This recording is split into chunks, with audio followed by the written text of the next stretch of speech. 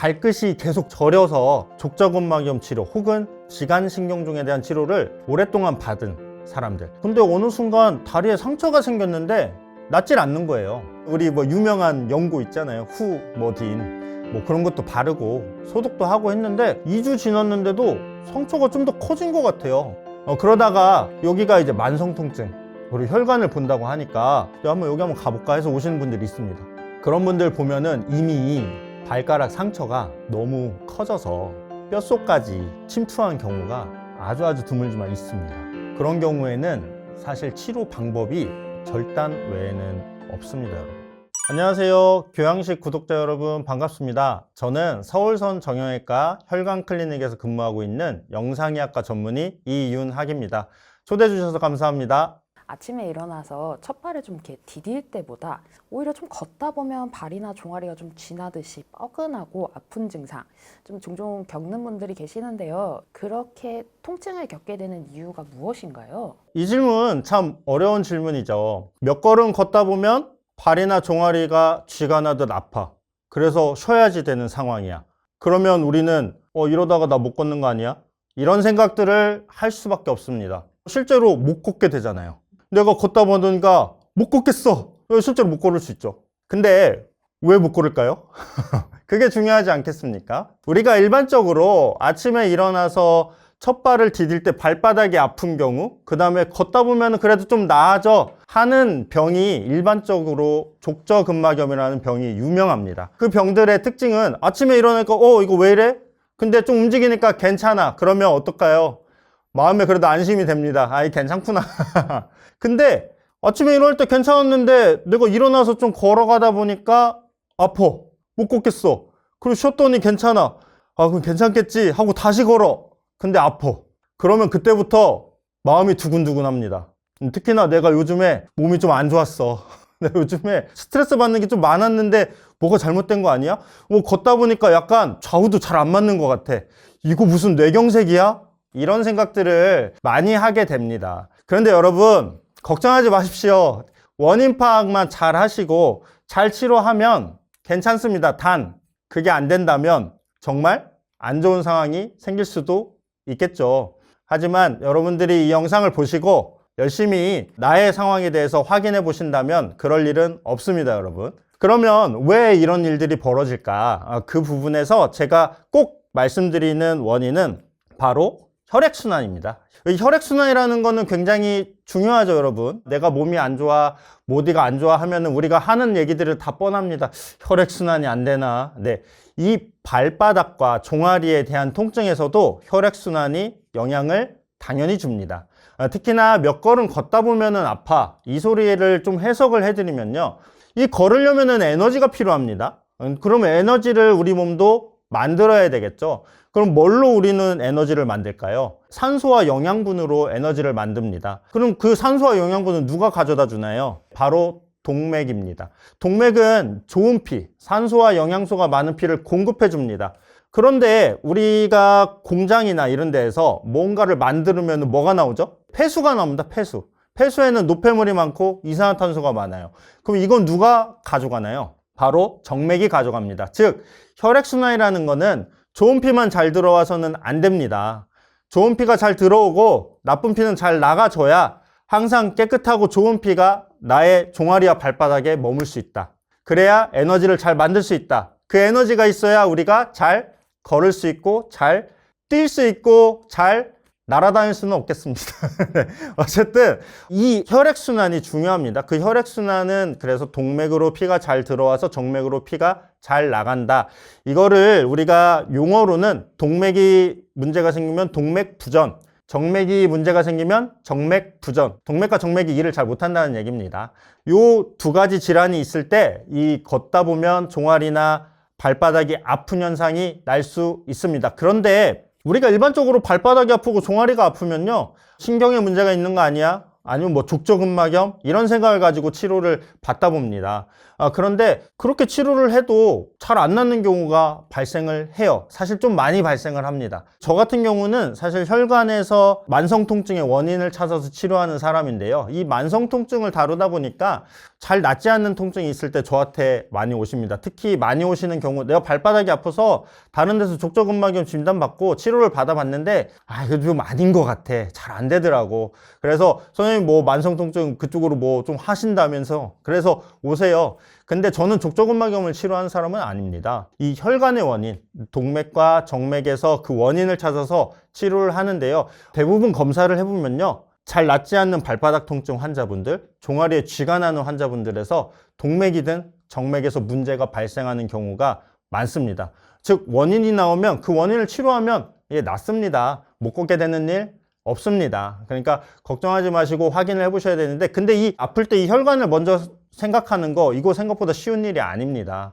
누가 다리 아픈데 혈관이 이상이 있나 하고 생각을 할까요? 네, 의사 선생님들도 일반 지인분들도 가족분들도 생각하지 못합니다. 그래서 오늘 이 영상이 필요한 겁니다, 여러분. 내가 뭐 족저근막염이든 나는 근골격계 질환, 신경질환으로 치료를 받고 원인을 파악해봤는데 이상하게 증상이 좀 낫질 않는다. 혹은 증상 자체 양상이 달라요.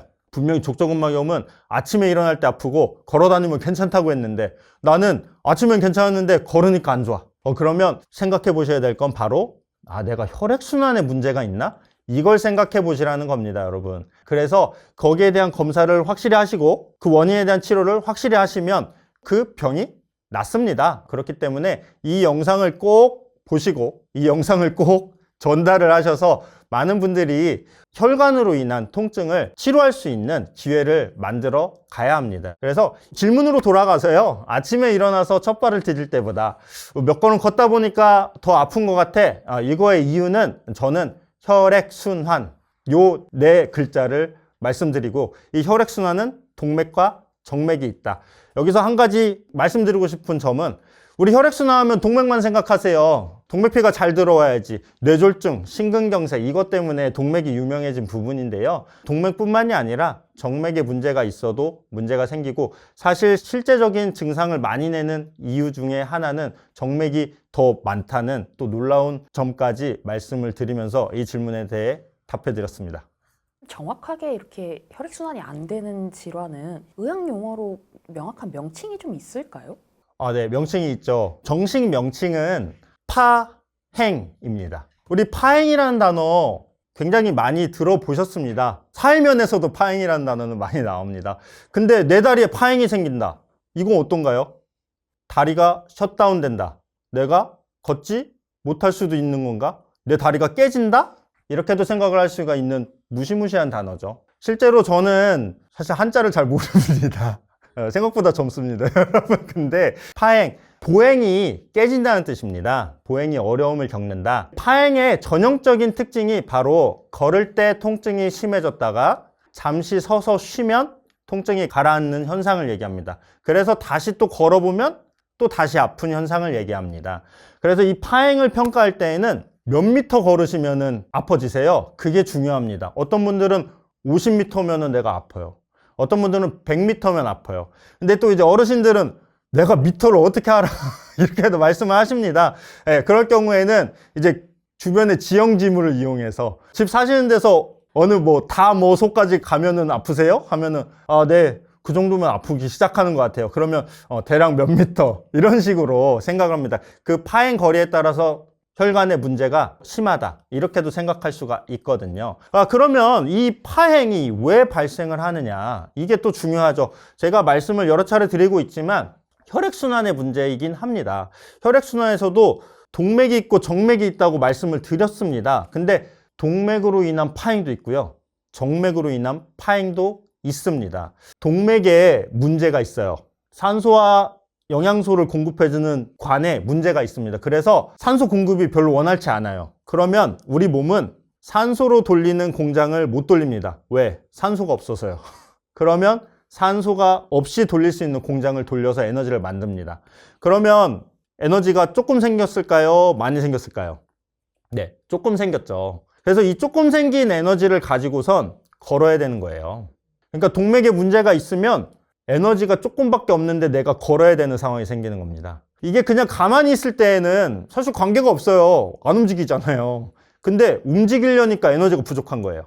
그러니까 근육이 배고픈 현상이 나옵니다. 그걸 우리가 허혈이라고 합니다. 허혈. 피가 모질란다. 에너지가 부족하다는 뜻이죠. 우리 허혈성 심장질환 이런 거 얘기 들어보셨을 거예요. 심장도 배고프면 그게 협심증이고 심근경색이 되는 거고요. 뇌가 배고프면 그것도 뇌경색이고 뇌졸중이 되는 겁니다. 즉 다리 쪽에도 이 피가 부족하면 다리 경색이 되는 겁니다. 다리 경색이라 함은 다리가 굶어 죽는답니다. 다리가 굶어 죽으면 어떻게 되나요? 다리가 썩거나 못 걷게 될 수도 있겠죠. 그래서 동맥으로 들어오는 피가 없어서 굶게 되면 너무 배고프잖아요. 그 배고픔의 신호가 바로 통증입니다, 여러분.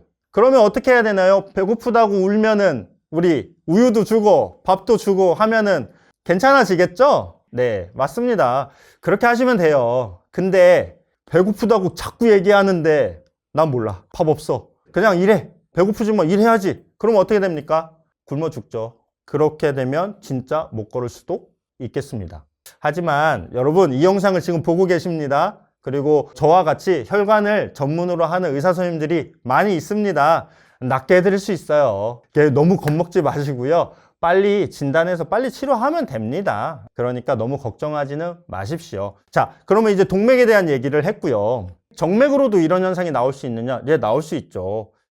이산화탄소하고 노폐물을 빨리빨리 빼줘야 될 거 아닙니까? 그래야지 깨끗한 피가 계속 유지가 될 거잖아요. 근데 배출하는 시스템이 망가져가지고 이산화탄소 노폐물을 잘 못 빼내준다. 그러면은 역시나 산소의 비중이 떨어지게 됩니다. 그러면 동맥에 문제가 생길 때와 마찬가지로 우리는 산소 없이 돌리는 공장을 돌리게 돼요. 그렇게 되면 어떤 현상이 납니까? 또 배고픈 상황이 또 발생하는 겁니다. 물론 동맥은 좀 치명적이에요. 당장에 먹을 게 안 들어오면 막 헐떡헐떡하다 굶어 죽겠지만 정맥은 우리 이런 거 있잖아요. 집에서도 맑은 물이나 이런 거 안 나오면 물을 못 마셔서 죽을 수 있지만 배수구가 지저분하고 개수구가 지저분하고 냄새나 막 힘들어 짜증나 이래도 죽지는 않거든요. 그렇지만 되게 불편하죠. 바로 정맥으로 인해서 생기는 이 통증은 그런 식으로 굉장히 불쾌한 통증을 많이 냅니다. 같은 파행이지만 조금은 달라요.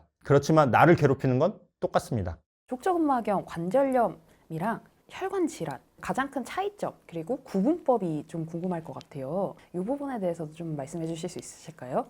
네. 차이가 있죠. 원인이 다르니 차이가 있습니다. 그런데 제가 이 차이점을 말씀드릴 때 꼭 말씀드리는 부분은 본인이 해결하려고 하지 마십시오. 답이 안 나옵니다. 요거는 제가 꼭 좀 말씀을 드릴게요. 자꾸 내가 진단을 내려서 해결을 하려고 하면은 가장 큰 문제가 뭐냐면요. 시간이 흐릅니다. 시간이 흐른다는 거는 내 병이 방치가 된다는 거예요. 모든 병은 똑같습니다. 방치되면 될수록 악화되고 해결하기가 어려워진답니다. 이 질문에 대한 대답이 아닐 수도 있지만 이 질문에 앞서서 꼭 말씀드리는 거는 혼자서 너무 긴 시간을 가지고 해결하려고 하지 말자. 우리 일반적으로 근골격계 질환은 뼈, 인대, 근육 요걸 얘기하는 겁니다. 그래서 실제로 내가 뭐 발이 아파 하면은 당연히 근골격계 질환 먼저 빨리빨리 확인을 하셔야 됩니다. 가장 대표적으로 발바닥 통증 하면은 족저근막염 먼저 생각을 딱딱 하십니다. 왜? 되게 유명하거든요. 전형적인 증상 지금 알려드리겠습니다. 아침에 발을 디딜 때 엄청 아픕니다. 좀 걸으면 좀 나아집니다. 발 뒤꿈치가 주로 아픕니다. 족저근막염입니다. 또 발바닥이 아플 때 또 유명한 병 하나 있습니다. 지간신경종. 그건 발바닥 앞쪽에 감각 이상과 찌릿한 통증이 있습니다. 발 앞쪽입니다. 그리고 보통은 발가락 사이에 문제가 생깁니다. 그 두 가지를 치료했는데 잘 안 돼. 그러면 나 혈액순환 문제 아니야? 이 생각 하셔야 되고요. 혈관 문제로 인한 상황들, 아까 굶어 죽는 현상. 내가 움직이면은 뭔가 문제가 생기는 것 같아. 내 에너지가 필요하고 배가 고파지면서 문제가 생기는 거다. 생각하시고 혈관 문제 생각하십시오. 그러면 이렇게도 생각해 볼 수 있겠습니다. 처음부터 아파. 일어나면 바로 느껴져. 그러면 근골격계. 다니다 보니까 아파. 다니다 보니까 뭔가 좀 좋지 않아. 쉬니까 괜찮은데 다시 하면 다시 아파. 혈관 문제. 이렇게 생각하셔도 되겠습니다. 그리고 이 혈관 문제 부분에 있어서 좀 동반된 증상들이 있는 경우가 있어요. 동맥이 문제일 때 동반되는 증상, 정맥이 문제일 때 동반되는 증상 있습니다. 힌트죠, 힌트. 내가 발바닥은 아픈데 나 이런 증상도 같이 있네? 하면은 혈관 문제가 아닐까를 생각하십시오. 그걸 알려드릴게요. 동맥이 문제일 때에는 좋은 피가 잘 못 들어오잖아요. 그러니까 손발이 찹니다. 우리 흔히 얘기하는 수족냉증. 다 아세요. 손발 차면은 맨날 하시고 있는 말이 똑같이 있습니다. 혈액순환이 안 되나? 네, 맞습니다. 그 혈액순환 안 되고 있는 거예요. 근데 문제는 우리 손발이 차고 그 다음에 또 어떤 현상이 나오냐? 손발의 색깔이 좀 하얗게 변합니다. 우리 이런 얘기 많이 하죠. 하얗게 질렸어. 좋은 피가 안 들어오니까 좋은 피가 빨간 피가 잘 들어와야 따뜻하고 선홍색 빛깔이 도는데 이게 잘 못 들어오니까 하얗게 질려요. 우리 하얗게 질리면 어떻게 되나요? 무서워서 하얗게 질리든 큰일이 생겼을 때 하얗게 질리잖아요. 그것도 일종의 신호입니다. 그런 문제가 있을 때에는 동맥에 문제가 있는지 생각을 하셔야 됩니다. 그 다음에 이제 정맥에 문제가 있을 때에는 대표 증상이 두 가지를 기억하셔야 됩니다. 다리가 붓거나 쥐가 잘 나는 현상이 나옵니다. 정맥이 문제 있을 때 특징적인 증상이거든요. 그래서 다리가 붓거나 쥐 나는 증상이 내가 같이 있는데 발바닥이 안 좋아. 그러면 정맥 문제는 아닐까 생각을 꼭 하셔야 됩니다. 그리고 눈으로 볼 때 실핏줄 혹은 우리 흔히 얘기하는 하지 정맥류 있죠? 구불구불하게 튀어나오는 혈관. 그게 내 다리에 보인다. 그러면 내가 정맥 문제일 수도 있겠다. 이 생각을 좀 하셔야 되겠습니다. 그래서 일반적인 근골격계 질환과 배치되는 혈관 문제로 인한 발통증이 있을 때에는 내가 움직이거나 활동할 때 더 안 좋아 악화되는 요소가 있다 하는 경우라든지 아니면 지금 말씀드린 동반된 증상이 같이 있다 할 때에는 꼭 혈관 문제가 아닐까 하고 혈관 문제를 다루는 의사 선생님을 꼭 찾아가십시오. 그러면 하얗게 질려서 손발이 썩어 들어간다. 배가 고파서 다리가 굶어 죽는다. 이런 일 안 일어나게 할 수 있습니다, 여러분. 저도 지금 여기서 이런 얘기 들으니까 제 얘기인 것 같고 막 그렇거든요. 근데 실제로 이렇게 저처럼 발바닥 통증으로 내원해서 혈관 문제라는 걸 처음 아시게 된 분들, 이런 분들의 사례를 들으면 저랑 같이 듣고 있는 시청자들도 내 증상인지 확실하게 알 수 있을 것 같아요.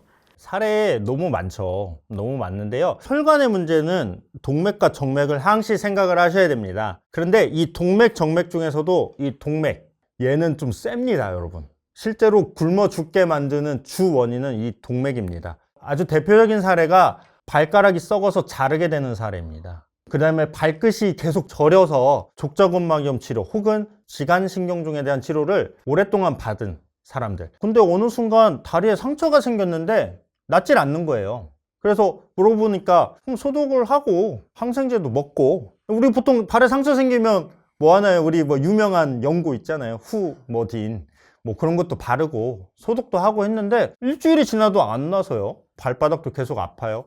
저린 것도 계속 저려요. 상처 안 나서요. 2주 지났는데도 상처가 좀 더 커진 것 같아요. 그래서 야, 이건 문제가 있는 거 아니야? 내가 이거 족저근막염 치료 이게 맞아? 지간신경염 때문에 이런 건가? 막 찾아보세요. 근데 그런 얘기도 별로 없어요. 그러다가 여기가 이제 만성통증 그리고 혈관을 본다고 하니까 내가 여기 한번 가볼까 해서 오시는 분들이 있습니다. 그런 분들 보면은 이미 발가락 상처가 너무 커져서 뼛속까지 침투한 경우가 아주 드물지만 있습니다. 그런 경우에는 사실 치료 방법이 절단 외에는 없습니다, 여러분. 다리를 절단한다는 거는 우리 뇌경색과 심근경색에 비교할 만합니다. 뇌경색, 심근경색은 사람을 바로 죽게 만들고 우리 흔히 얘기하는 반신불수, 치명적이죠. 그런데 다리를 절단하게 된다. 이 부분은 정말 치명적인 결과를 초래하고요. 또 그런 경우에서 절단을 하고 난 이후에도 폐혈증에 대한 위험도가 40%까지 치솟습니다. 폐혈증은 컨트롤이 되지 않는 전신 감염입니다. 그러면 결국에는 목숨을 잃게 되는 상황까지 올 수 있습니다. 왜 이런 사례가 발생하게 될까요? 혈관 문제에 대해서 의심하지 않고 시간을 계속 지체했기 때문입니다. 그 상처가 발견됐을 때 혹은 발바닥 통증이 잘 낫고 있지 않을 때 혈관에 대해 체크했고 혈관에 대해 치료를 했다면 그럴 일 없습니다. 제가 영상 중에도 여러 차례 말씀을 드리지만 빠르게 혈관을 의심하고 빠르게 치료해 나가는 거 이렇게 하면은 문제 없습니다, 여러분. 하지만 계속 지체되면은 그런 사례가 생깁니다. 실제로 그런 사례가 있었습니다. 발바닥 통증의 계속적인 치료를 받았는데 그 와중에 발가락에 상처가 나기 시작했는데 그 치료를 거진 한 달 반 낫겠지 하면서 지냈는데 이상하게 피부가 까매지고 이상하게 더 번지고 이래서 저한테 오셨어요. 그분은 말단의 동맥이 막혀 있었습니다. 막힌다는 건 한 번에 막힐 수도 있죠, 물론. 근데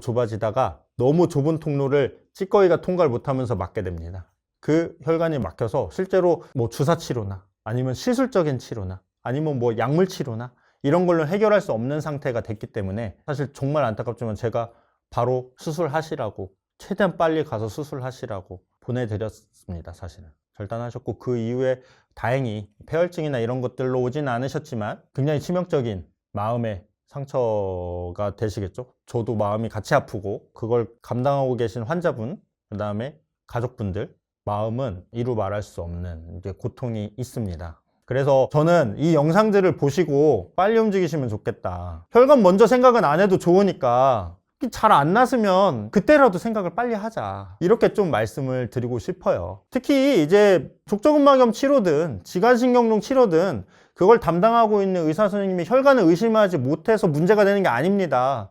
그 치료에는 스케줄이 있어요. 대략 이 정도 치료 받으면 어느 정도는 좀 좋아져야 되는데 하는 부분이 있다니까요. 근데 그게 안 됐을 때 그때는 혈관을 생각해보자. 제가 말씀드리고 싶은 건 사실 이겁니다. 특히 아까 이제 그 동맥의 사례에 있어서요. 한 가지 꼭 말씀드려야 되는 부분은 당뇨 환자분들. 당뇨가 꽤 긴 시간 동안 있었는데 다리가 발바닥이 저리고 아프고 치료받던 중이었는데 어느 날 상처가 생기기 시작했는데 상처가 점점 커지기 시작한다. 그런 경우가 아주 대표적인 사례들입니다. 제가 그런 분이 있었어요 라고 말했지만 절단까지 가게 된 사례들을 말씀을 드리는 거고요. 그 전에 확인하고 치료받은 분들은 더 많습니다. 그래서 내가 당뇨가 있는데 발바닥이 저려? 우리 흔히 아는 용어 있잖아요. 당뇨발. 그런 거의 가능성도 있는 거거든요. 그래서 꼭 좀 빨리빨리 혈관을 생각하자. 이거 말씀을 드리는 부분이고요. 동맥 너무 무거운 얘기 드렸죠. 죄송해요. 근데 정맥 쪽도 무겁긴 한데요. 그래도 정맥은 엄청 치명적이진 않아요. 근데 정맥도 방치하면 상처가 생깁니다. 그리고 그 상처가 또 낫지 않습니다. 또 낫지 않는 상처는 결국 절단으로 넘어갈 수 있습니다. 낫지 않는 상처, 즉 궤양성 상처라고 말씀을 드리거든요. 그 궤양성 상처의 60% 이상의 원인은 사실 정맥이라고 되어 있습니다. 그러니까 정맥도 무시무시한 건 사실입니다. 그렇지만 동맥에 대해서 급성 반응이 일어나는 건 아니고 실제로 정맥으로 인한 문제들은 보다 좀 더 안전하게 치료를 해나갈 수 있기 때문에 정맥이 좀 더 안전하다 말씀을 드리는 겁니다. 실제로 저한테 치료받으러 오시는 분 중에 정맥으로 인해서 궤양으로 생겨가지고 그런 사례가 생기는 경우는 없어요. 적절한 치료를 한다면 막을 수 있습니다. 그렇지만 그런 사례는 많습니다. 특히 이 족저근막염 치료에 있어서 정맥과의 연관성은 상당히 많습니다. 이런 차이들이 좀 있더라고요. 족저근막염은 발 뒤꿈치가 아프기 시작해서 전체로 퍼지는 양상이 좀 많아요. 근데 정맥순환이 안 돼서 발바닥이 아픈 분들은 앞꿈치에서 문제가 생기면서 뒤로 퍼지는 경우가 많더라고요. 좀 일반적인 내용을 이야기 드리는 겁니다. 그러면 그 정맥순환에 대한 치료를 통해서 증상이 많이 호전될 수 있습니다. 그런 사례들은 매일매일 마주하고 있는 사례라서 그 정도로 증상이 많은 증상이고 혈관 문제가 많이 껴 있습니다. 핵심은 단 하나입니다. 치명적인 결과가 올 수 있으나 빨리만 찾아서 해결하면 그런 일 없다. 그리고 생각보다 혈관의 문제가 많이 연관되어 있다. 그 혈관 문제는 동맥도 있고 정맥도 있다. 동맥만 생각하지도 말자. 정맥만 생각하지도 말자. 단 빨리 오자.